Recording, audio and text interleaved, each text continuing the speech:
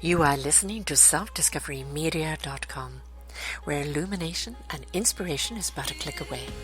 With so many genre topics for you on everything that you need to know in life. We celebrate and share the people who have taken the journey before you and who are now here to serve you with their wisdom and their knowledge. The next show coming up is...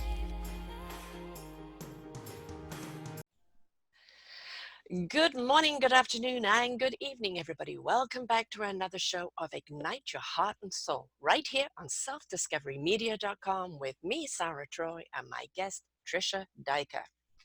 Being an empath. Woo!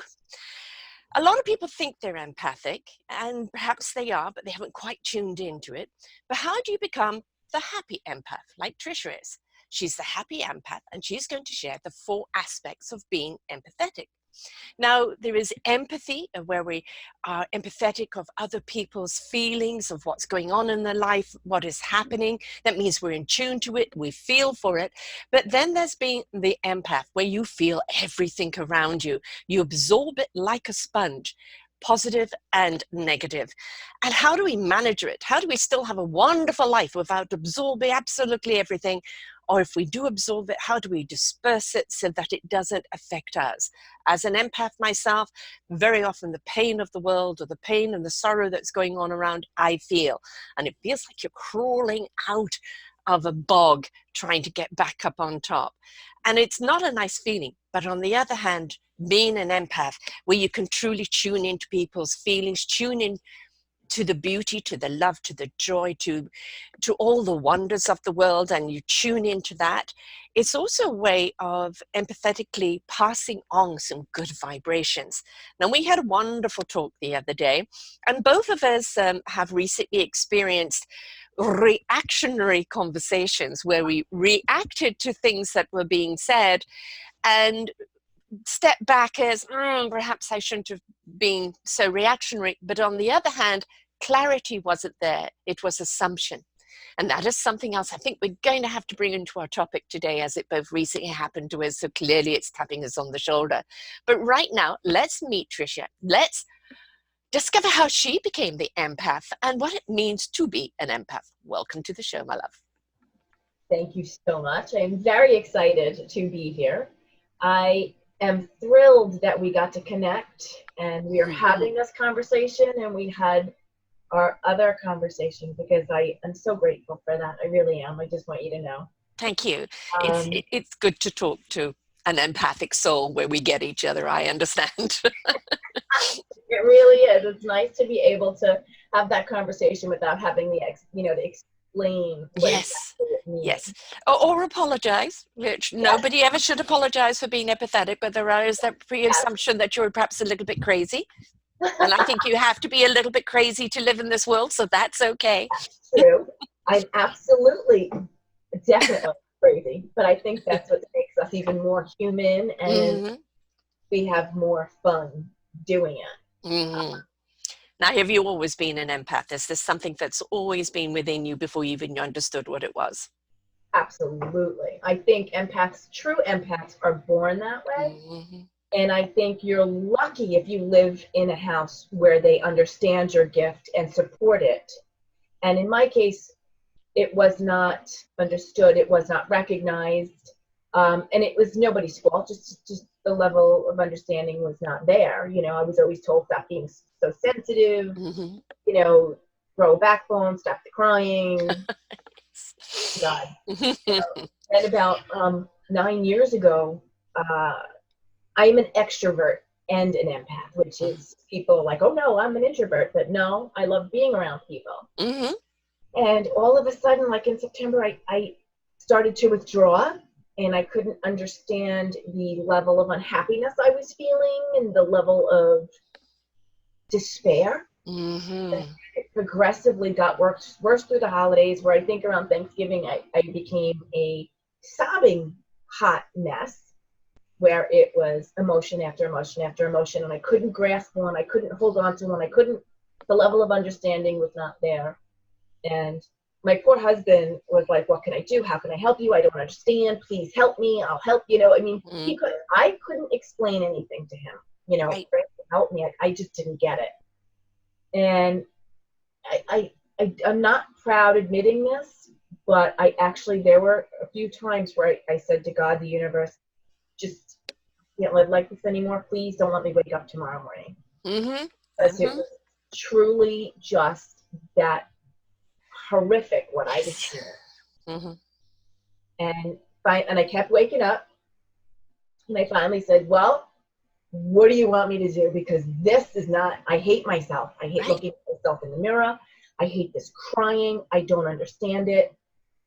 Like, there's nothing wrong in my life. I mean, my husband would say, we have a great life. I don't understand. And I'm like, I don't either. I don't understand. I can't give you an answer.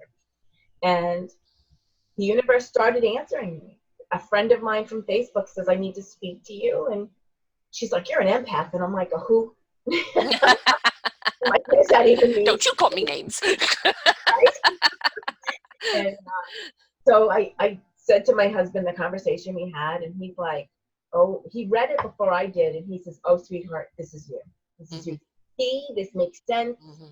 And it took me months. It really did, to start to center again, because yours truly, and if those of you who were with me who didn't understand what it meant to be an empath or what an empath was, but tried to hide the emotions, push them down, ignore them, eventually it's going to erupt.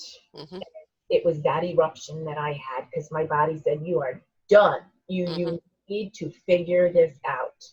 And you're not hearing my signs or my the intuition, so here you go. And it was really, it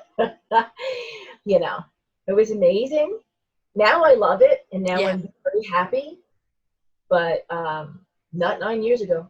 Oh, definitely not. I hated it. I hated anything to do with it. I was the victim. Oh, it was like I was a good victim. I was a good woe was me. I played it good. But even then it got tedious for me. I'm like, all right, what do I need to do? And that's when I partnered up with the universe, because I'm like, I need help. Please help me. Please show me what I need to do. And one of the things that's very difficult for an empath is truly understanding what you're getting is yours and what's not yours. Yes. So I happen to like big animals, but I created something called the empath symbol. And you could pick anything. It could be an instrument. It could be colors. It could be flowers. It could be sea animals, any animal that you want. It could be something. Just pick it. It doesn't have to be this big thing. So I liked bears, and I said to the universe in the morning when I do my little meditation and whatever to set my day, I say, all right, universe, show me a bear when what I am feeling does not belong to me. And I told my husband about it. And this is when I first started using it, and we're going into Best Buy, and I was just angsty. And on every single TV in the place was a bear. I was in there. Frank's like, look at the TVs. And I did. And I'm like, oh my God. But Doubting Debbie said to the universe, prove it to me. No exaggeration. A woman walked by me within 2 minutes saying, lions and tigers and bears, oh my. So it was. How much more proof do you need? So even he started laughing. He said to me, really? Do you need any more proof? And it started to drop my anxiety levels. And it started to let me ground even more. But in the first few months of using that tool, I would see it 90 to 95% of the time. And we pick up so much. And we're on high alert all the time, right? And you can hide in the four walls of your house and think you're never going to feel anything. And I'm sorry, but it comes right through walls. Oh, it's, the things what people got to understand, it's all frequency. Yes. And frequency has no barriers. Nope. It has no boundaries. It is constantly in flow. We only work as human beings because there is the blood flow, the oxygen flow for our body. When that stops, whatever it stops to breaks down, dies. We die. That's when everything stops flowing. The flow of everything, of all the energies, of everything out there is flowing all the time. And basically, as empaths, what we're doing is that we are riding those waves. Yeah. And it's, sometimes we have to raise that frequency to put us into a level that is more pleasing and calming to our souls, because when we dip down into some of those others, it is despairing, as you said. A lot of people, for me, I just say I suffer from depression. I don't believe it is depression on the common state of things. I just think it's world sadness. It's when I'm picking things up and I go into despair. I can't get rid of the feeling, because what can I do to resolve what's going out there other than send love? Just keep sending love. But I'm caught up in the spiral of the pain and the despair, and it feels somebody's just gone into your chest and just pulled your heart out. And it's really, really hard to kind of find an equilibrium of that and not feel everything. And you put your feet on the ground to ground that, to get centered. Yes. I can't do that. Well, if you can't, like, let's say you can't get outside and go to the beach, or there's earthing mats. I can't touch the earth personally. I have to be sky and water. The actual earth is a vibration that's even stronger for me. Water is a great cleanser too. Water is, yes, absolutely. I'm very earthy. Yes, we had this conversation. Yes, I'm very earthy, but I also use water. Like, for me, it's important to be over here by the beach, by the sand, by the ocean, because I love that grounding. That whole thing is grounding for us. Yeah. And let's say you can't go outside and ground, but you can use water with the intention of everything you've picked up, even just washing your hands if you're out in public, and being like, all right, I'm getting rid of this. This is not mine, so help me clear it. And the thing people forget is ask for help. Yeah. It's all around you. Yeah. All you got to do is say, this does not belong to me. Please help me clear it. Because it's not meant to torture us. This is not meant to hurt us and to bring us down. And it took me a long time to figure that out. And it was like, why? The old why me? Oh God, yeah. We love that, don't we? Because you've been chosen. Each one of us have our part to play. We have our special gifts that will help others. Yes. And that's the thing is, I think what people don't get is that being an empathist means you are in tune. You're in tune with what's around you. You're in tune with people. I've been a reader all my life. I'm a gypsy reader, and I've been that since a child. And I've used to play with dead people and always see spirits around me. And of course, I was a very sickly child. So my parents put it down to my sickness, and a wild imagination, because I was in bed a lot, rather than this is what she really is doing. Although my mum was very spiritual, but just in those days, one didn't talk about it, right? And it's that attunement that we have all the time with good and bad vibrations that are out there. For me, wind and water is what clears it all the time. That's why I've moved to where I am. It's the wind constantly is moving, so it's pushing things away from you as well as through you and everything else. But when we pick things up on people, we don't always know what it is that's causing the pain. Sometimes we can see it, sometimes as an intuitive, I can see what's causing it, and I can go up to somebody and say something to them. But sometimes it's just simply, it's such a feeling of sorrow. And sometimes all you need to do is just say to someone, touch the hand, look into the face and say, I feel you. I feel you. You're not alone. And that in itself can help open up the doors and release a lot, can't it? Yeah. Because in my opinion, I think empaths are the cleaners of the universe. We truly. With a liver. Right? Yeah. I love sharing this story. My husband and I were at we were returning bottles. We have the machines, you put the plastic in. And this woman comes in and she stands right next to me and she's looking at me and I'm like, okay. And I just turn and I'm like, she spills her guts about this horrific story. And there was nothing I could say to her to make her feel better. the only thing I could do was hold her hand, Mm-hmm. you And let her know. release. Yeah, exactly. And Mm-hmm. she said to me, I wasn't in here to return bottles. I felt I had to come in here and tell you. I don't know why. Mm-hmm. Feel so much better. Meanwhile, there was other people in this room. Everybody stopped now because, you know, Mm-hmm. everyone was like, wow. She goes, I feel so much better. And she said, thank you. And she walked away. And my husband goes, wow. Mm-hmm. I go, this is all the time. This is all the time for Yeah. me. People Yeah. walk up to me Mm-hmm. and I don't have to necessarily say anything. No. We're there, we're listening, we're Mm-hmm. making them feel heard, we're validating them. Yes. They feel better for relieving it. Like our energy just helped clear their energy. And they were able to now go on feeling lighter. Well, They're, the thing is, they felt heard. yeah, Maybe nobody's listened. You know, I did a show this last week on listening to hear. You yeah. know, you may listen, but are you truly hearing? And, you know, some people may listen to somebody and all they hear is blah, blah, blah, blah, blah, and they don't want to know. What do you want me to do about it?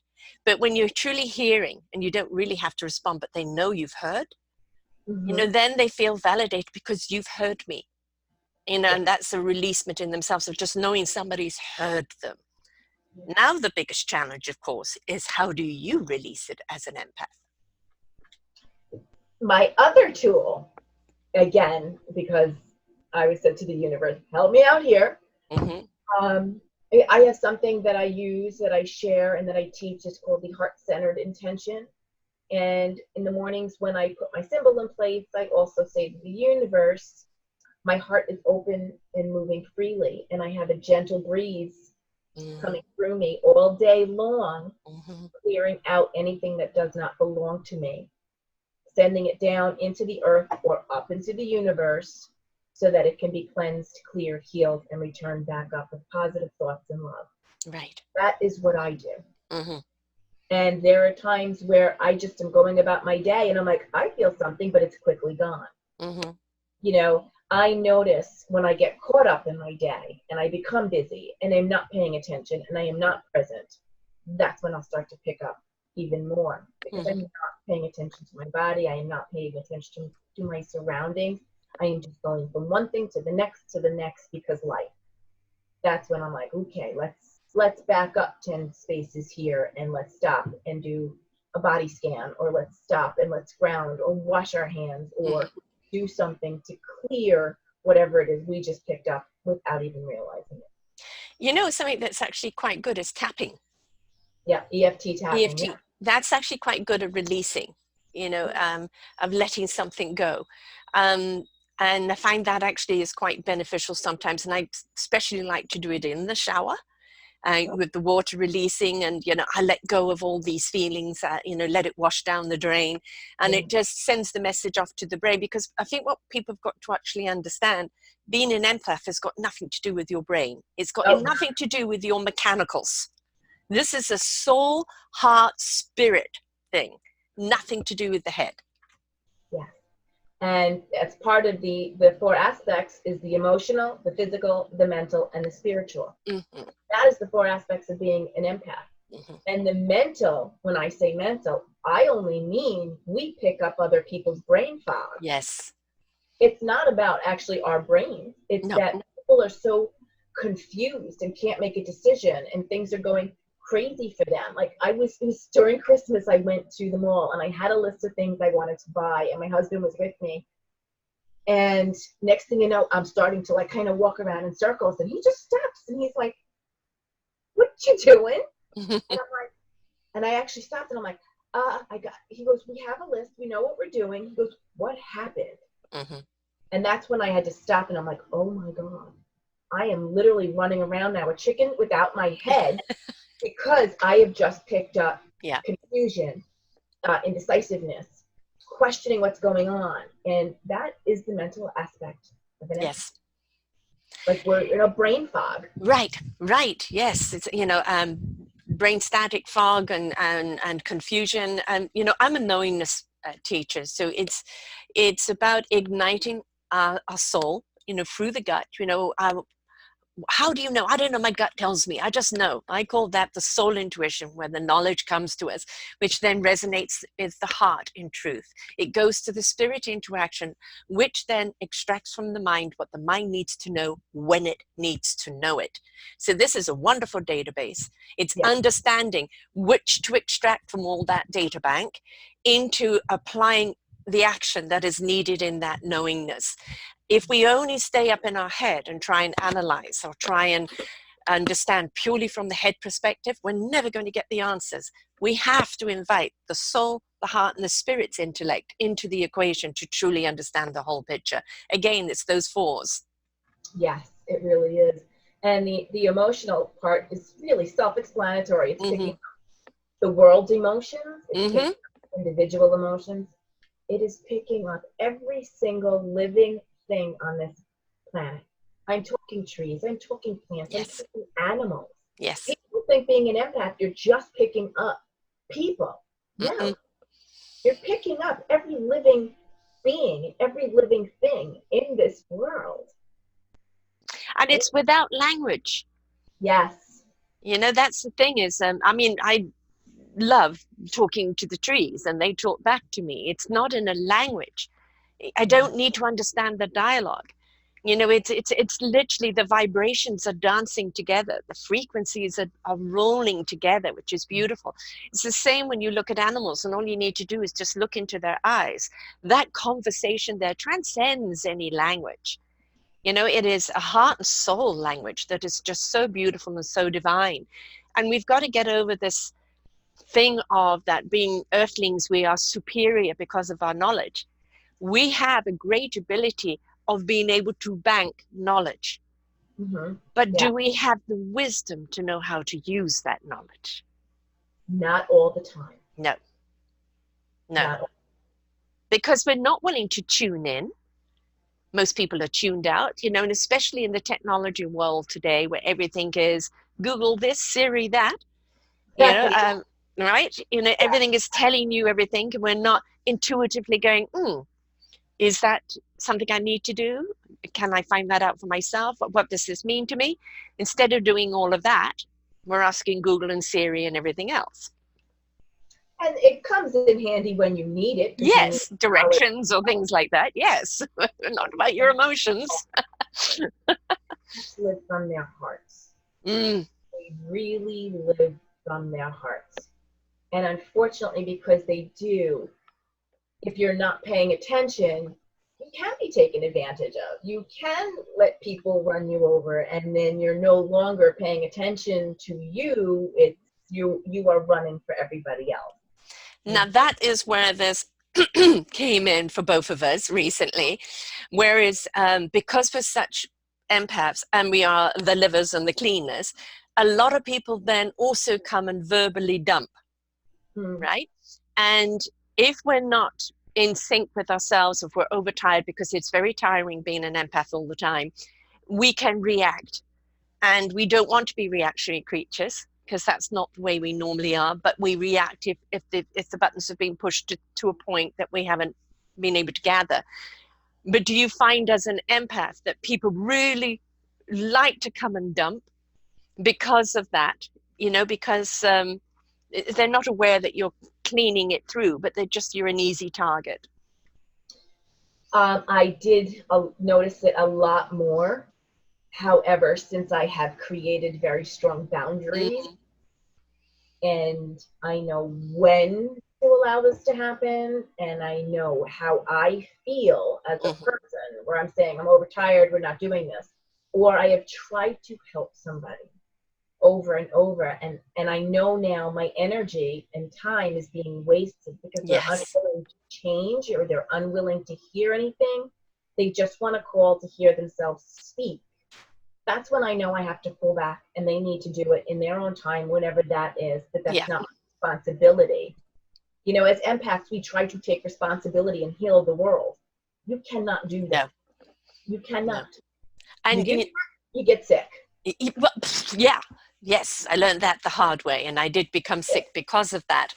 And, you know, I used to have somebody that called me every week for about 2 hours and, oh, I'm going to throw myself off the bridge, and then 2 hours of dumping. And then I would be drained at the end of it. Didn't matter what I said.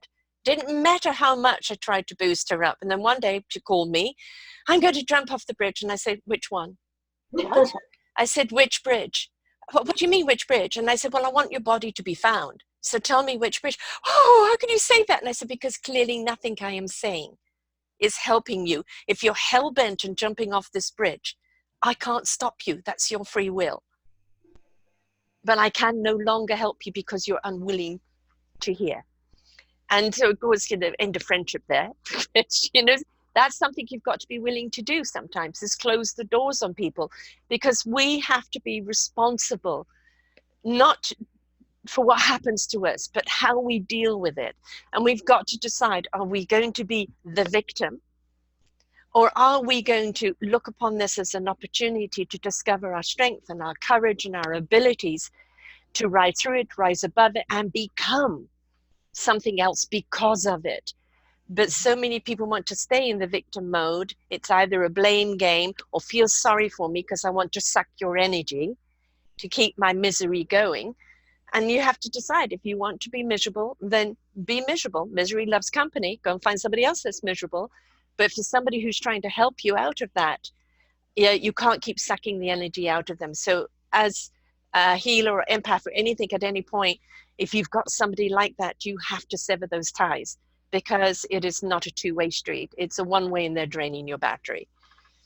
Yes, that is a lovely way of saying it, because you need to make choices. And I'm going to be totally honest, when you're up here and your vibe is up here and you're happy and you're loving your life, you can't keep going back down. No. Before you go back down, now you're letting all of those other energies really pile up on you. Yeah. You could be happy and you could still feel negative energies, because you will, negative emotions, but they'll go quickly through you. Yeah. But it's when you start to come back down to, you know, play at that level, you open yourself up to more. Right. And you have to make a choice of what is the healthiest and most beneficial for you. And that's hard for us to do. Yeah. When I started doing it, it went against everything. I'm like, oh my God, I'm leaving them behind, or oh my God, I'm not helping them enough. I need to help more. And I got to tell you, I ended up with breast cancer. So I now am very cautious of where I'm putting my time and energy. And breast cancer, by the way, folks, is 80% an emotional disease. 80%, because when I went to the doctor, said it's not gene related. It was environmental related. Yeah. And I learned what I'm eating, what I'm putting on me, and how I'm processing emotion. Right. Yes. And it's huge for me. Yep. Huge learning experience for me. I'm very grateful for it. I learned how to completely eat differently, and you know, it was amazing. But I've also learned to process even more. And I've also learned that we as empaths can have more effect if we're up here. Yes. And happy and loving life than being down here, because so many people are dragging us down. Right. Don't get me wrong. We have shitty days. We get tired. We wake up not feeling well. Yep. But those are the days we could take care of ourselves even more. Recharge our own batteries. Exactly. Yeah. And you know, being up there, I always say, is an invite for people to rise up. And that, you know, we don't expect them to come up right up to us, but get to a point where you can reach out to their hand and pull them up without being pulled down. Right? So it's the hand up, not the hand out. And it's when that hand has reached a certain level, you know, it's safe to pull them out now, because they've done so much work to get to that point. And now it's easy for them to pull them up to the same frequency as you. But if you go down to try and do it, yes, that negative force is like gravity. Boom. It's going to pull you down. So you cannot go there. You will not serve anybody down there, because immediately they'll drain you of everything. So it is, again, that responsibility. If you want to get out of the negativity in your world, then you've got to be saying, I'm not willing to do this anymore. Even if I pull one thread, I have got to start shifting my frequency, shifting my energy. When I was going through my own transition, I was going through separation, I was going through a whole load of stuff at the same time, and illness and everything else. And I said to everybody, look, I'm sorry, I'm unable to help any one of you right now. I'm asking if you wish to be around me with laughter and love. I can't help you because I've been the natural born counselor all my life. And I actually had people that dropped me because they could no longer dump on me. Thank you. That was one release that I didn't have to do. You did for me, right? And then other people that were really there for me, didn't quite comprehend what I was doing, but they were still there for me. And that's who you know, who's kind of riding on the same vibration as you. But we have to look after this vessel, this psyche. We were born here to do a job, and we can't do that if we're depleted. Yeah. So you have to find what is it that puts you on an equilibrium, what gives you your wonderful balance and your joy of life, because the more joyous you are, the more your cup runneth over. Yes. Yes.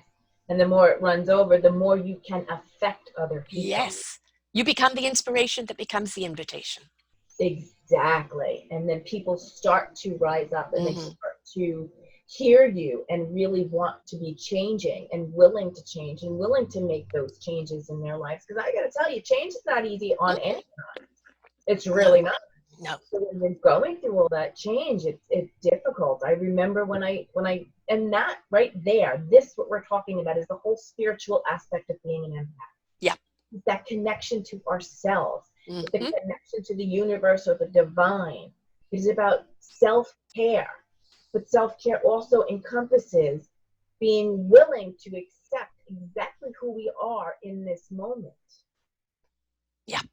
So it's about, yes, I need to do mani-pedis, massages, to recharge, but it's also being willing to understand who we are, where we're at, where we want to go, and feeling all of those emotions in between. So we get them up and get them out. A lot of people kind of think being an empath means that, hey, man, I'm just riding on peace, love, and abstaining from all form of reality. No, that was the 60s and the 70s. This is now, the 2000s, and no, it's even a more responsibility than you've ever had before, because the people that tune into you and give you that, they are giving you their greatest gift, which is their vulnerability. Yes. And the responsibility of what to do with that vulnerability. And sometimes it isn't the answer they seek. But this is where the knowingness comes in. If an answer comes out of you, that means it's come through you. Yes. Not come from you, come through you. And sometimes it's the holding of the hand or just giving a hug. I'm there for you. Sometimes it's just that. And you will know it in the moment, in the knowingness of how to react to someone. But appreciate the fact of the courage that it took for them to give you that vulnerability at that moment. Yes. There are times where I'll be in a store or somewhere and I'll feel this intense pain coming from somebody. Mm-hmm. And it's about just giving a smile, or if that's you're not, don't have eye contact, which is fine too. I just send that person love and help and hope that whatever they're going through eases up for them, so they see themselves in the light that they are. So people don't understand that impact of sending that love, those good vibrations. I think, people just look as vibrations. I'm not quite sure as what, vibrating bed. I don't know. Vibrations are everything, like frequency. We're meant to live on a 580 hertz level. That is the level of love. Yes. Just the touch at the beginning of love. And when you're in that love vibration, you're resonating at a higher frequency and better vibrations. But you literally can send out all these frequency of love to someone. They have no idea where it's coming from, but there's suddenly something penetrating them that feels good. It's the same thing then when people send out bad vibrations too. How does an empath protect themselves from bad vibrations? They have to choose. They have to choose if it's somebody that they're hanging out with, disengaging from that. If it is on an overall collective, it is about stepping back and understanding that what you're feeling is not yours, so you don't take it on as yours. Not yours, folks. Please. Yes. If it's a personal thing, then that's coming directly from them. That's something they need to heal. Yeah. And deal with. And it's not you. It's not for you to take on. If it's a collective issue, it's being open, letting it flow through you so that it can be healed. And again, not taking it on, because there's so much out there collectively right now that is really, you know, just crazy with different things going on. But if you have somebody who's, you know, angry with you, or, you know, I'll bring up a story you and I were just talking about before. I had a family situation, and I got a phone call on Friday night. It was about 11 o'clock, and I like to think I respond most of the time. However, sometimes I am a human being, and I can be crabby just like the next person. So when I had this conversation, I went from 0 to 10 in 10 seconds and pretty much got upset and hung up the phone. So I let it go. I reacted to an old paradigm that I had running through me. Right. And what I did was I let it go on Saturday, and then on Sunday I had a conversation, or I think I sent a text Sunday, or I don't recall exact, but it was a conversation and a text message both saying, I did not act, my feelings are hurt, I am upset, but I reacted instead of responded. I should have had an open conversation. I did not, and hung up. Yeah. Is that easy for me to say? No, it's not, but I learn every day. And we ended up working it out and having a conversation about it. But part of it too is, now you're taking on the emotions from the other person, you're taking on your emotions. You know, I was tired, had a long week with some other things going on, and it came to a head. So in this instance, like, maybe not answer the phone at 11 o'clock at night. Right. Idea. Yeah. Live and learn, you know? Or, you know, understanding that when people project onto you, they're projecting their feelings, their emotions, their issues. So don't take everything so damn personally. Just don't. Let it go. I really think you hit something on the nail. It is, if you are tired, don't pick up the phone. We're vulnerable when we're tired, you know, and that's the trouble. When we're tired, it means we're already saturated. You know, it's we've been everybody else's liver, but we don't necessarily have those livers around, and we've got to do that detoxing ourselves now, in whichever way for us does it. And if we haven't had the chance at the end of a week or the end of the day to release it in a way we normally would, that means it's still there. And for you to come along with accusatory, we're going to respond in a way of defense, because we aren't all together in ourselves. We've spent ourselves, the whole week. The reason this came up and we were laughing is because when we talked the other day, I had something, and basically it was cryptic communication, which was responded to not negatively but out of concern, that caused a knee-jerk reaction that was totally unnecessary. Had somebody, instead of being cryptic, clarified. Right? Now, if you're not willing to speak in clarification and you're speaking encryption, people are going to respond to the encryption. Right? Yes. So if you want people to understand you and you don't want altercations, speak clearly and clarify. Even if you are talking to somebody saying, you hurt my feelings, or I believe you did this to me, don't come at, you did, fist happening. Just say, I'm feeling this, did you do that? Ask a question, and let that person come back with the clarification, because we love it. And especially in this world of you know who in America, Mr. Orange, everything is about bring out the guns first, right? Yeah. Everything is about the fist fight and the shoot and the negative before we inquire. And so we take this CNN effect, a pimple, and blow it into a volcanic eruption before we actually understand really what it is. And I think that's one of the problems that a lot of people carry around. They're carrying these volcanic eruptions inside of them that are really just a pimple that they've let gather and gather, and they want to explode it in someone's face. And what better than to do it to an empath who is so sensitive, right? Because they're going to feel something. And sometimes that's the negative being imposed on you. So we really do have to sometimes, no, I'm not picking up that phone, or pick it up. I'm sorry, I can't do this right now. I'll talk to you another time. And we have to do that with ourselves because we're more sensitive than most people out there. And that means we're going to take on all your anger and pain. And if we've already got ourselves up to here, we can't take on anymore. And nor should we, if we're in a better vibration, where they're meeting that positive frequency, and it means it's going to bounce off and bounce back onto them, and they're going to feel that. But don't interact with people when you're down, and it's okay to say no. Absolutely, it is, and no is a complete sentence. Yes. No, not because, not anything else, just no. Yeah, creating those boundaries, creating a supportive environment is imperative to empaths. Creating a support group where people understand you, again, imperative for us to handle things. I'm very, very lucky. My husband gets it. My husband. Yes, you are very.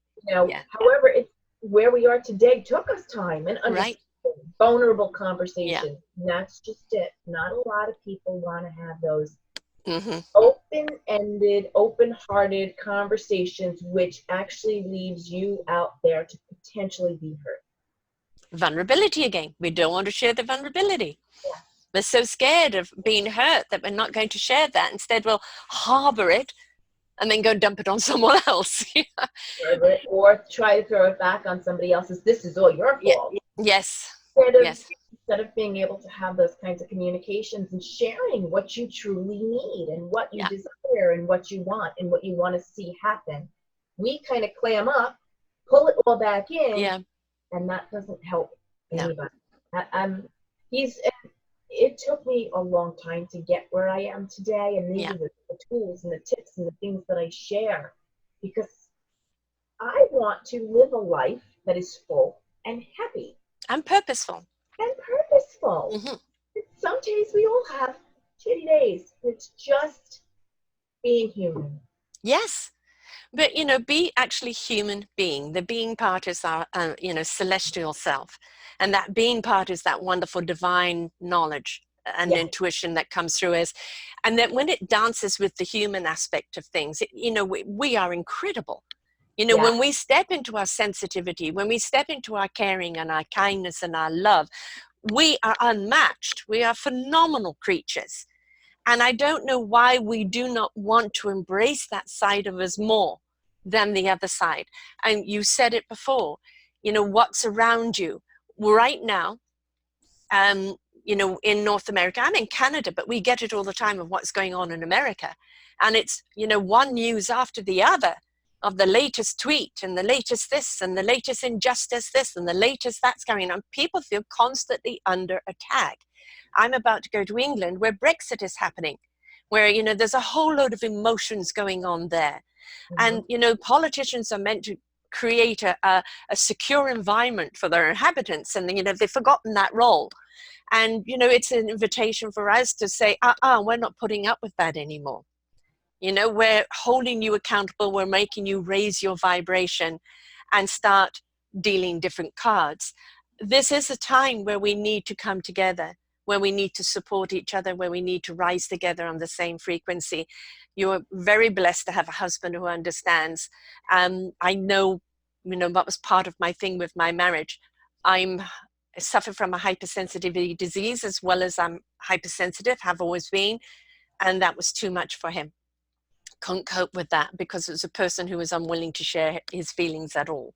Mm-hmm. So having a partner or having a friend or having a community that understands and accepts you for who you are without you having to explain anything, that understands your parameters, understands the gift that you have without you having to go into details, it just is really, really important that we find, because then in that unison of love, we really can do so much positive work.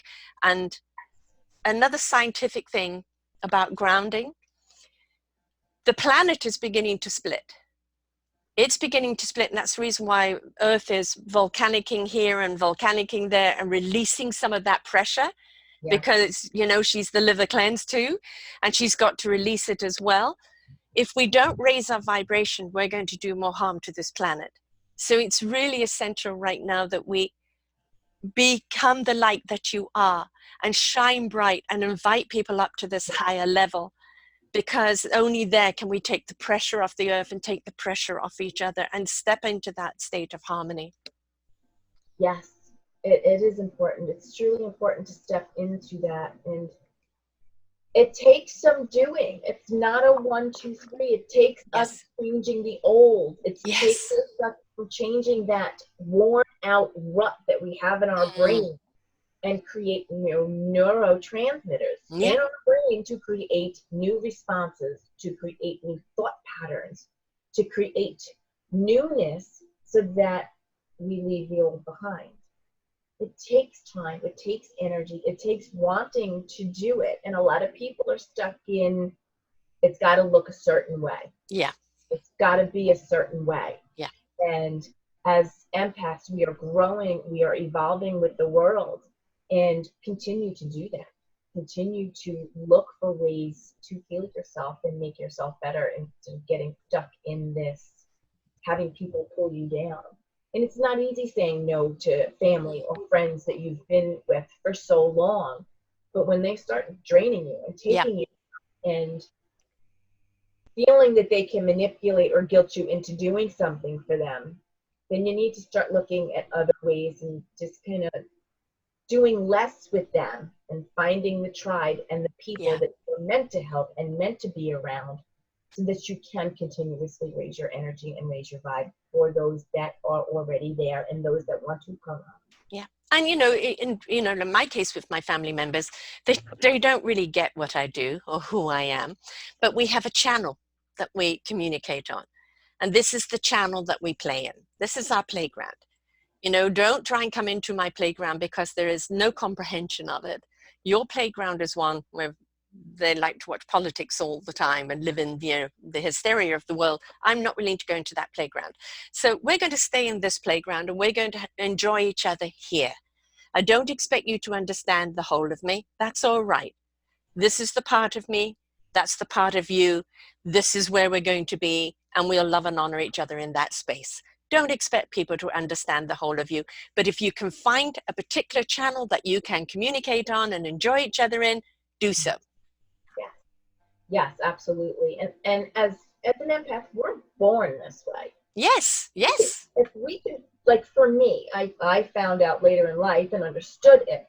But as I looked back, I realized like all of the things, all the sensitivities that happened to me, like from, I think, 4th grade all the way up to 11th grade, I would cry the first 3 weeks of every school year, so afraid of death. And I was like, I would never get it. I would never understand. I'm like, all I would do is be afraid of growing old. And when 12th grade came, I was better. And then I went to college and I'm like, all right, that's gone. But, you would feel other things. Yeah. And as I look back now, I know I was picking up somebody close to me who was afraid of growing older. So it's an interesting way to, look back and be like, oh my God, like all of the things start to make sense if you never understood. And like quick telltale signs for empaths. Yes. Mm-hmm. Quick telltale signs are emotional overwhelm. Mm-hmm. Large places, do bother. Yes. And you start to get that under control. Light, smells, sounds, all play havoc on our sensitivities. All of those. Yeah, I mean, you've hit it on the head. I mean, you know, you're saying that you can't. I'm actually an extrovert introvert. I'm very extrovert when I'm around people, when I'm, you know, sharing my passion and my conviction, but I'm very introverted because that's me going back into myself to recharge, you know, and prepare to get back out there again. So I'm constantly both. But being around big crowds, I don't like it at all. I always prefer smaller, intimate groups, even when I'm doing speaking. I like interaction. I don't want big arenas. Oh God, trying to pick up everybody's energy. Ah, no, thank you. Or being around crowds because you're picking up this, that, and you don't know where it's coming from. You know, it's coming from all angles. Or certainly being around people who are angry. Oh, avoid it. Get up, walk out of the room, go down the street, move countries, leave the Countries, anger. countries, that's good. Yes, yes. But it's interesting. We've talked a lot about the negative Yes. side of an empath, but when we're feeling super joy Oh, or super happiness, yes. yeah, never question that. No, though there's a, you know, people think euphoria is something that kind of, it's so hard to explain, isn't it? Because I say, you know, I'm an astral traveler, and when I'm up in space, I'm feeling everything and nothing all at once. I am just am. I am just is. And it's when you're in that space of that higher elevation, you're just in what I call a deep breath, aren't you? Just in a lovely deep breath. And it's not a big high and it's not a big low. It's just a wonderful deep breath of allowing of the flow, of the wind blowing, the water trickling, you know, the sun shining, the earth happy. It's just a harmony that is really quite hard to articulate, but it's just a sense of peace. And at that time, you're not sending out beep, beep, beep, beep, beeps. You know, it's just like a ripple effect that you're sending out that's so soft and gentle. And it really is a lovely space to be. It is. It is. It's great to be in that space. It's great to maintain that space, Yes. but as we're walking around all day, you're still feeling other people's joy. Yeah. You're picking up their happiness. You're Yes. picking up their love. Yes. So, that is just as much the side of the empath as the negative is. You know, when you throw stone into the water, it makes ripples, right? So, well, if Yeah. you have more and more joy in the water, where does that ripple go? Mm-hmm. You know, I always say it's people becoming their instrument. What instrument are you? And when you've discovered your instrument, now finding an orchestra to join and creating a symphony that uplifts and transcends people. And when you join in other people on those higher levels, it is a transcendence, isn't it? It really is. And because we do vibrate at a frequency, the happier we get, the higher our frequency goes. People love to be right next to us. Yes. Yeah. Right next to us. Mm-hmm.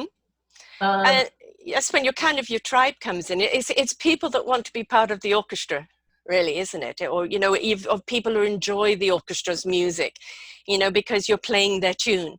So it's the thing is, I think about an empath, we do so much work selflessly that we need to be selfish in order to do our work. yes. I say self-full because we need to take care of Yes. ourselves. Yes. Need to constantly, like, I am definitely an extrovert, but if I really think about it, I'm an ambivert. Mm-hmm. I like to be out by people, but when I'm done, Yes. I'm done. Yes. I need my downtime, my beach time, my water time, my grounding time. I need that me time, whether it's in the room, like you see I love my tree because it's Yes. very nature for me. And I Yeah. love being in here with the lights off and just kind of hanging out with the tree. Yeah. Yeah. It's grounding. And you have to learn as an empath when you've had enough. Mm-hmm. Now calling you to step back and go and be by yourself. Mm-hmm. We tend to, as a society, continue pushing ourselves forward, Right. going out, being around people, doing this, doing that, accomplishing for this one, doing for that one. Okay, share a tip for someone that's maybe in the workforce or, you know, at a party, can't leave yet, where you've just need to shut down, of what they can do to kind of put that barrier around them so they can shut themselves off, but while still being present? If you are at a party and you're unable to leave yet, somehow go someplace for a minute where you're just kind of, whether it's the bathroom or another room, and ground yourself visually. Ask to have all of these energies just kind of go through you so that you can finish the day. You can go into the bathroom, wash your hands. I am huge for for easy and quick tools. And the bathroom works. Yes. Go in the bathroom, shut that door, let all of this go, wash your hands. I mean, people kind of laugh at me, but that's easy. You're getting yourself grounding. You're letting those emotions go that you're picking up. You're using the heart center intention. I've picked up way too much. Let me go clear this real fast. And then you come back out and you're more refreshed.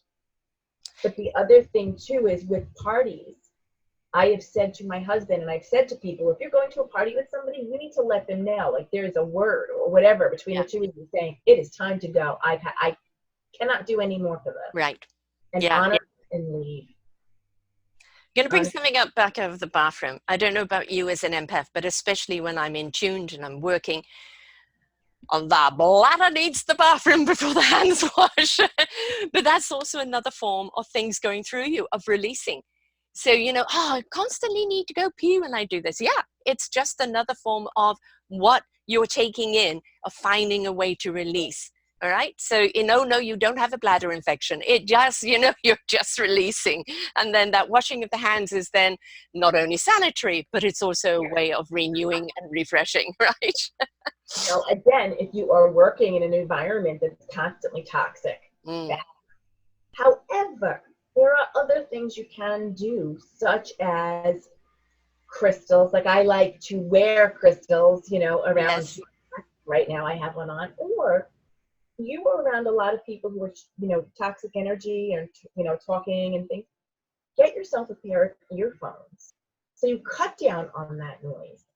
And then have channels of music or podcasts or YouTube videos that are inspiring and uplifting so that you can constantly keep going up. Because I know when I worked, I had 2 sets of earphones.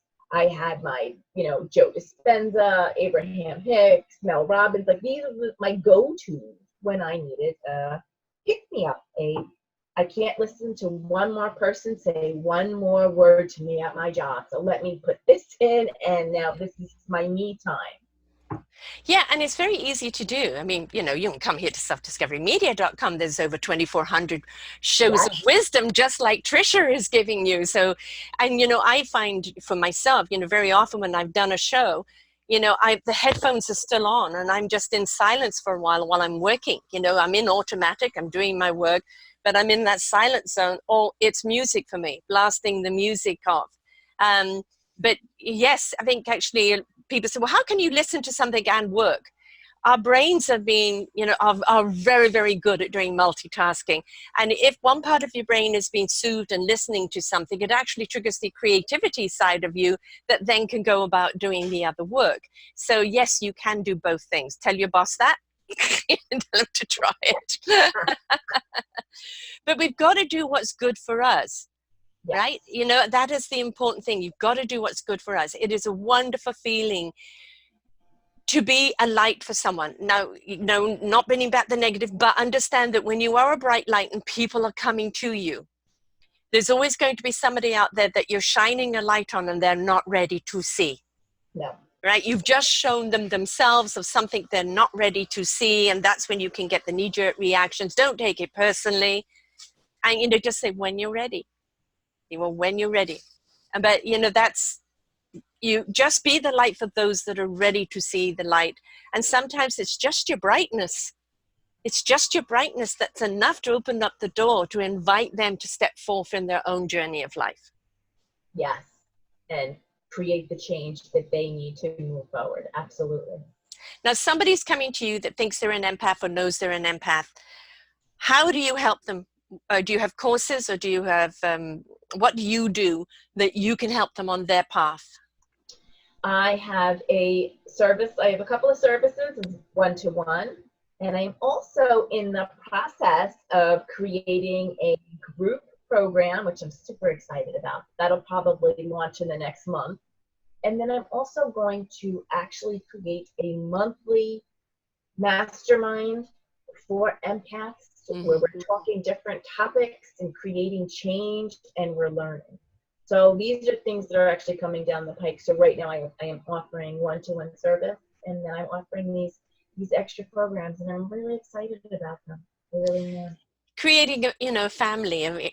This is the thing is, empaths do need to stick together because we understand, and there is no wrong or right way. There just are ways that you try on until you find what fits you. But just having another empath that you can talk to and be free in your speech, as we found with our conversation, we could just blah without thinking, are they calling the white coats or what? Yes, it's true. How many times, like me going through my life, as I look back, how many times honest to God, I'm like, I am that shit crazy, and the men in white coats are gonna knock on my door. And I think that is part of that growth of an empath, and starting to recognize when you start to see and feel and hear all of these things that you think, I can't tell anybody because I'm scared they're going to look down on me, or I'm scared that I'm really crazy. Yes. Yeah. Yeah. Or they think empath means psychic. Oh, well, what am I thinking? You're not a mentalist, you're not a psychic per se. You might be, but not necessarily. As an empath, you are picking up other people's emotional vibrations, good or bad, and you're exuding out frequencies that will ignite the heart and souls of others, open up the door for others, or soothe and heal others. But it's also where people come to you with their vulnerability, and that responsibility is to truly hear them. Maybe you have words of wisdom. That's the knowingness. You don't think it, you feel it. If it comes through you, then it's the words you meant to say. Maybe you just meant to hear them. And it's every empath has its own role, and it's just, again, like the instrument in life. Find out what's your instrument and learn to play it. Exactly. And I do want to share one thing as an empath, because we are so sensitive. There are other things we can see and hear and feel beyond just being an empath. Right. So could you be a psychic? Yes. Yes. Do we have in-depth knowing? Yes, we really do. Can we see colors from people? Possibly. Yep. If that's your channeling. People are going to open up their divine channels, and each one of them, as I said, in the orchestra, you don't want all violinists. We want the diversity. So what is your instrument that you're going to play in that channel? And it's even the triangle is just as important as the piano. Everything has its role, and it's not a competitive, well, I can do this and I can do that. It doesn't matter. It's how are you doing it? In which way are you using it? Who is it serving? And are you protecting yourself that you can serve more by being more? Because the more you protect yourself, the more you can be, the more you're shedding that beautiful light on others. Yeah. And we've also got to thank the times. I have been like this all my life. I'm about to turn 65. And back in the day, really it was, they put it down to my illness, or just, because I was alone so much, that, imagination or something, it was not something that was deemed credible. And, if we think back 100 years, anybody, a wife or something, saying that she was an empath, oh, she has hysteria, lock her up. We're not so far removed from those times. But, especially from 2012, where the frequencies rose, opening up our chakras, opening up our divine channels, and more are people coming out now and going, I am, and it's okay for you to do so. Permission to be what you are is the era that we're in, and that's a blessed gift that we have. Yes. This time people are open and understanding. You still have those that don't want to hear it. But we're seeing more and more and more people who are open to this, who are willing to understand it, as they too are going through some sorts of transformation. Right. Yeah, don't please think it. Don't try and analyze it. When you actually invite the soul, heart, and spirit into it and you feel it, you're feeling the thoughts, you're feeling the knowledge, you'll have a better understanding. If you try and do it all from the clinical mind, you'll never be able to wrap your mind around it. It's got to be the four-way equation. Yes, yes. Mental, emotional, spiritual. Yeah, exactly. Because if your body's in disease, it is going to get diseased, and your body is going to feel everything. And if your body's beginning to break down, that means you are saturating yourself with something you've got to learn to release. So this is when you go to Tricia. She'll help you actually understand what kind of empath you are, how to use it, how to release it. That's one of the first lessons, isn't it? Yes. How to detox. It's about creating daily rituals, creating downtime. And each person is different. Not everybody likes to journal, and not everybody likes to meditate. Right. Found something. Yes. I remember speaking to somebody, they said, I don't like to meditate. I said, but you paint, right? She says, I love to paint. Yes. Get into your creative zone, correct? Yes. You get little nudges there, right? Yes. You're meditating. Right. Yes. Believe me, if I got cross-legged on the floor and tried to meditate, I would need a crane to get me back up again. No, that kind of meditation isn't for me. What speaks to you? What ignites you? What brings a smile to your heart and soul? What brings you clarity is your meditation, right? Yeah, and whatever form that takes. Yeah, and it is so much better to live in joy. Yes, we do have to be mindful on how to protect ourselves. I think that's one of the first things we need to understand, because as an empath, you will be that sponge, and you've got to learn how to release and how to protect yourself. But allow yourself to be at that great heights. Don't worry about how bright you shine. It's for those that are blinded by it, they're not ready for it. For those that are shedding light through the cracks of their door, you're showing them there's somewhere else to go. It's just be who you are. Never impose it, just be it. If people walk away from you, don't take offense if they're just not ready. Yes. And another huge caveat is discerning when people are lying to you, lying to themselves. Which is generally why they're lying to you. And sometimes they don't even know it. No. They don't, and they're not ready. So you need to use that discernment. They're lying, they know it, keep it moving. Yes. They're lying to themselves because they're not ready to address or look. And that's when you need to discern that and say, they're just not ready. So you can be on the sidelines waiting for them to start to be ready. Yeah, but that's when that light you shone on them. It's actually shone on the lie. And they're not ready to see that lie. It goes back to that ownership, goes back to that self-responsibility. We can't always decide what happens to us, but we can decide how we're going to react to it. And sometimes it is that instant reaction, knee-jerk reaction.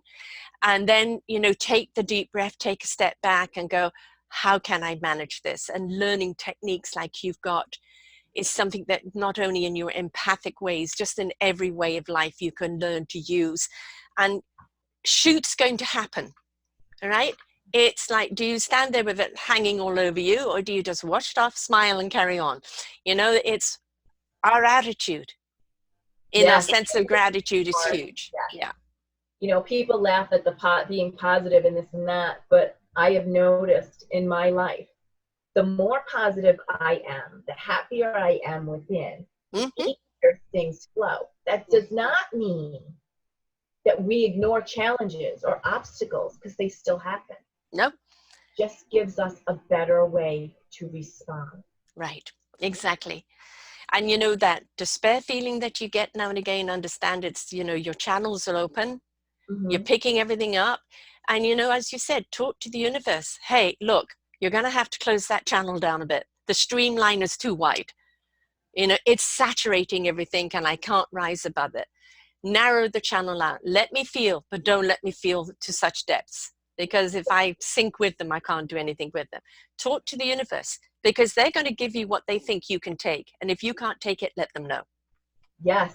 That you need to co-create and create a Yes, partnership, yes, friendship, yes, however you want to look at it, yes, and whatever's going to make you most comfortable and easy, that is how you need to look at it. That is how you need to move forward with it. I yeah, remember when I first started, I was like, wait, you haven't been here for me, now you're going to be here for me. Like, but that was me. yes, That was me. yeah, That was me being that victim mode, that real negative low mode. And it was like, prove it to me, prove it to me. yes, And then you get to a point where you've been proven over and over again. Now you need to come together and create the friendship, create the partnership, whatever words you want to use, but co-create. bring the human and the being together, Yeah. right? And then you actually understand how powerful you are, Yes. you know, and to understand that to be powerful is to be empowering, right? It's, you know, leaders create leaders. It's not about you being the ultimate person in power. Is that the power of the gift that we are given is to empower others to discover their own gift. That is the greatest power you can have. It is. And one of the things I always tell everybody I come in contact with, anybody I teach, and in my groups, I say, this is what works for me. I want you to take it and make it yours. Yes. Make it yours. Change it how it's going to fit you. I am not one of those people who have to do A, B, Right. C. That drives me demented. Yeah. So here's quick, easy tools. If you want to take it, what resonates, make it yours, personalize. Well, and you're saying these are the chords I use on my instrument. Take these chords, use it on your own instrument. Yeah. Right? You might be a violinist, you might be a pianist, you might be this and that. Take these basic chords, they're your fundamentals, and go and create something on your own instrument. Yes. That's all we need. That's what this is. There's so many coaches out there. Step 1, step 2. Now do it exactly as I tell you. You know that's the old paradigm, right? And what we have to understand is codes of conduct.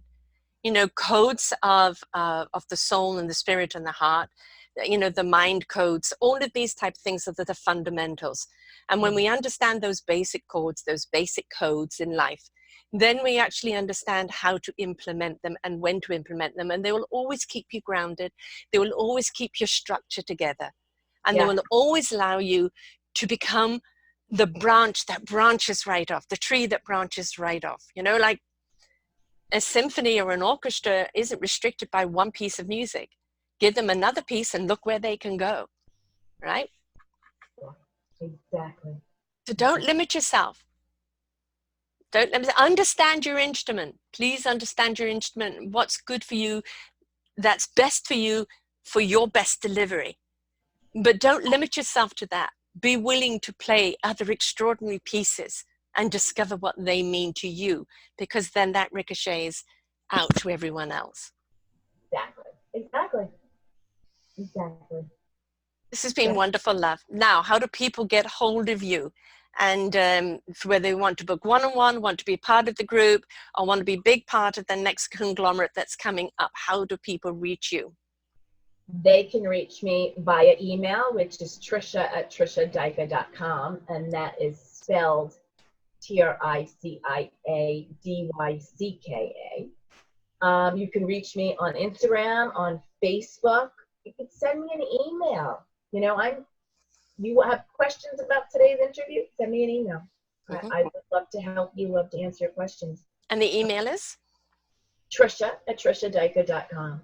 And the website is?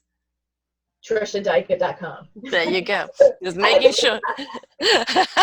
This is audio and video, so we've got to make sure it goes out to everyone. And, it's, you may go, well, I don't know if I'm an empath or not. Well, speak to Tricia. Speak to her. She'll know intuitively whether you are or not. And maybe you say, I'm just not sure I can cope with this. Baby steps. It's again following those codes, how to ground, how to protect yourself, how to in tune.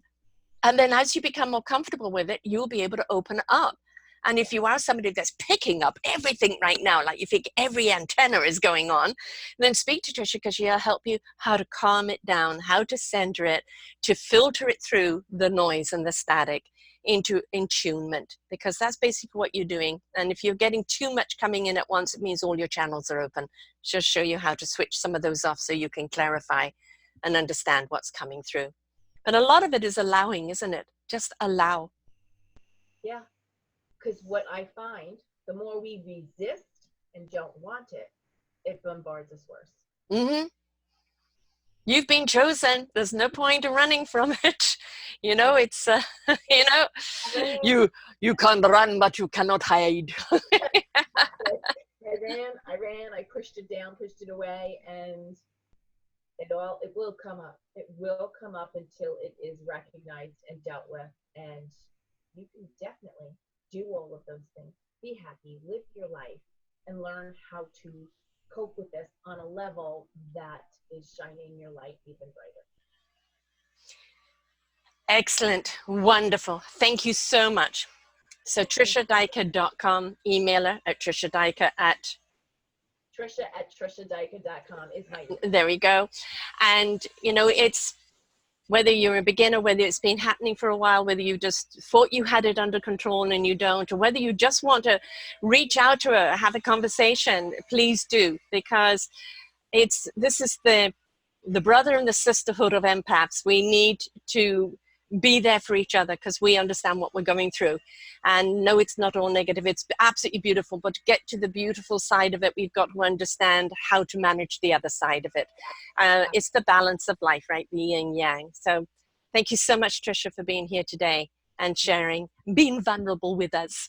And just, it's a good place to be. It's a very honorable place to be. And it's just a question of managing it and then seeing the impact that you can have. Sometimes you see it, sometimes you don't, but it's out there. And it's just igniting those heart and souls and spirits of others, which is beautiful. So thanks, Tricia. Thank you. Until next time, folks, don't be afraid of yourself. Open up. You don't know what's hiding underneath there. If you're feeling suppression in any way, it means something needs to open up. Don't be afraid to discover it. And here on selfdiscoverymedia.com, we've got a lot of people that can help you. Until next time, bye for now. We hope that you enjoyed the show and were inspired to come and visit us at selfdiscoverymedia.com and see what other shows we have for you. And please do visit our selfdiscoverycommunity.org and see how you can be a part of giving back. Thank you very much.